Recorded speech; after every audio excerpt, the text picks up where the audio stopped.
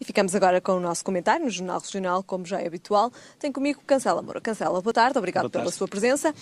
Começamos precisamente pela deslocação de Pedro Passos Coelho à Turquia, mais precisamente a Ankara, onde chegou ontem à noite e onde participou hoje num fórum empresarial. Declarações otimistas do Primeiro-Ministro, que diz acreditar que em 2013 Portugal regressa aos mercados internacionais. Eu acho que numa missão como esta, é evidente que Pedro Passos Coelho não pode ter outro discurso, não é? Nós estamos a falar de um país que tinha uma ânsia grande de aderir à União Europeia, teve um processo que se iniciou em 2005, mas que neste momento está praticamente estagnado. Eu julgo, até diria, que aquilo que a Turquia via na Europa como um modelo civilizacional, em termos de organização social, penso que agora que abandonou. Ele, no fundo, era uma espécie do último reduto do bloco ocidental, exatamente, antes do mundo islâmico.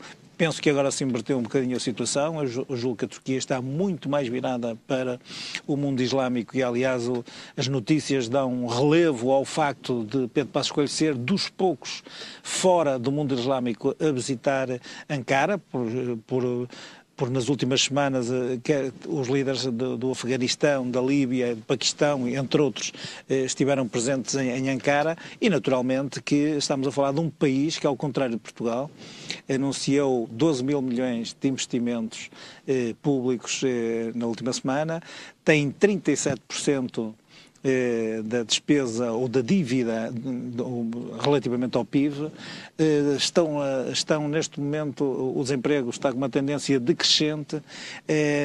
Eu acho que teria tudo aquilo que nós almejaríamos ter. Teve um crescimento de mais de 8% em 2011, espera um crescimento de 3% para 2012 e eu diria que nós, no fundo, olhamos para esta economia, dir-se-ia, tão saudável que teríamos, ou temos saudades, ou desejaríamos, e o Primeiro-Ministro com certeza vai com este objetivo, e por isso é que quem o acompanha é necessariamente o Ministro Álvaro Santos Pereira. Ministro da Economia, convém salientar também. Sim, e aqui diz-se que, também para salientar, que eu julgo que o grande esforço que o Primeiro-Ministro fará nesta deslocação será o reforço das exportações. Aliás, o Primeiro-Ministro também diz e reforça precisamente que para Portugal seria importante que a Turquia investisse no nosso país. Eu acredito que, aliás, dá-se também relevância, o grande objetivo desta visita serão os dossiês económicos.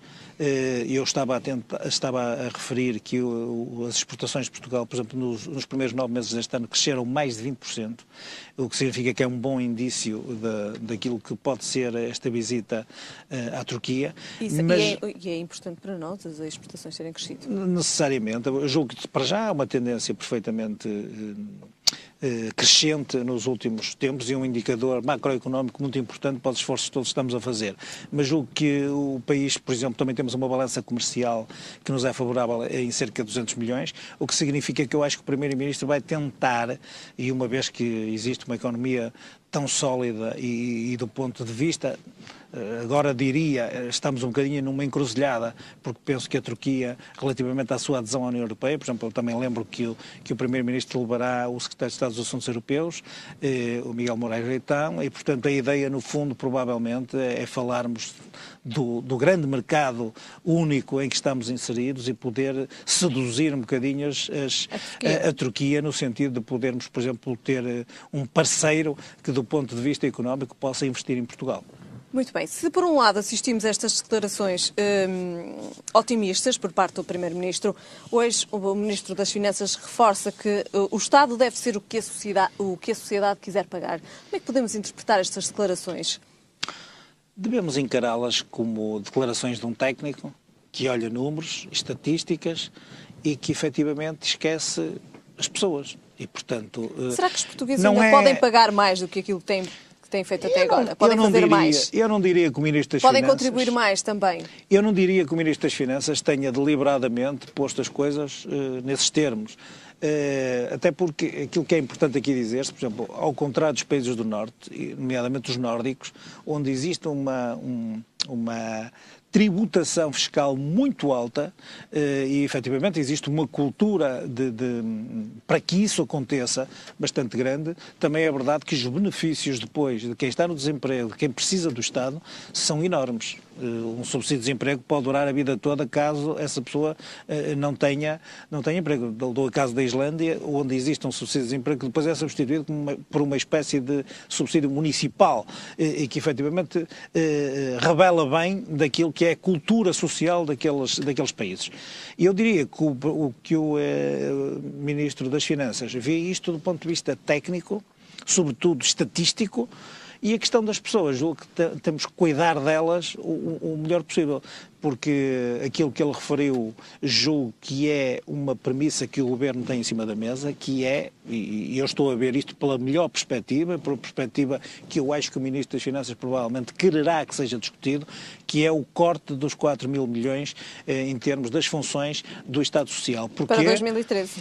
Sim, isto vai ser discutido quando da próxima revisão do memorando, ou o exame do memorando, que será o sétimo. Tivemos a sexta avaliação em novembro, sétimo, e teremos a sétima em fevereiro, e segundo ele, isto será acompanhado, por exemplo, eu julgo que é aqui uma notícia interessante, que é uma reforma do IRC, que já foi anunciado, curiosamente, por um jornal americano, que falava nesta possibilidade do governo português poder, provavelmente, baixar o IRC. Sim, já se ia falar nessa possibilidade. E, portanto, eu admito que esta perspectiva do Ministro das Finanças vai no sentido de dizer os portugueses têm que escolher que tipo de prestações ou que tipo de subsídios querem pagar em função das suas próprias contribuições pessoais, quer em termos fiscais, sobretudo em termos fiscais.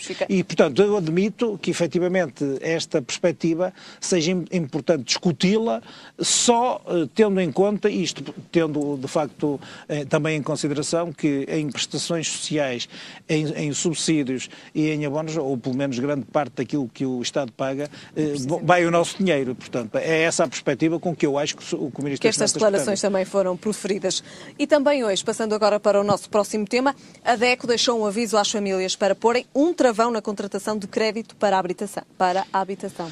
Pois, eu acho que este é um... Como é que pode ser encarado este aviso? Este é um aviso. Sim, é um aviso tendo interessante. Tendo em conta depois a subida do spread e também Não, tem um aviso interessante porque a DECO, como tem muita experiência na análise, sobretudo na asfixia financeira em que caíram as famílias portuguesas, acaba por dar aqui uma nota muito importante daquilo que é o mercado atualmente. Os bancos, para ganharem, para terem uma margem de lucro, e é o spread, subiram estes spreads significativamente porque houve uma baixa que neste momento está em mínimos históricos da própria Euribor, que no fundo é uma espécie de média, de uma taxa média daquilo que são os empréstimos interbancários e, portanto, está em níveis mesmo mínimos, e aquilo que a DECO vem dizer é às famílias, não façam contas agora àquilo que é a taxa Euribor neste momento, que ela tem tendência, num espaço de 3, 4 anos, a subir para níveis consideráveis, idênticos àqueles que aconteceram nos últimos 4 ou 5 anos. Basta que a economia normalize e, portanto, tenham em consideração que os bancos têm uma reação sempre mais tardia e que os spreads já estão tão altos que, para eles voltarem a níveis mais baixos, vai haver ali um momento de grande aflição. Ou seja, os empréstimos vão aumentar e muitas das famílias certamente não conseguirão. Sim, havendo uma subida da taxa Euribor, aquilo que vai acontecer é que os spreads, como são altos, vai haver um aumento muito significativo daquilo que possa ser a prestação mensal.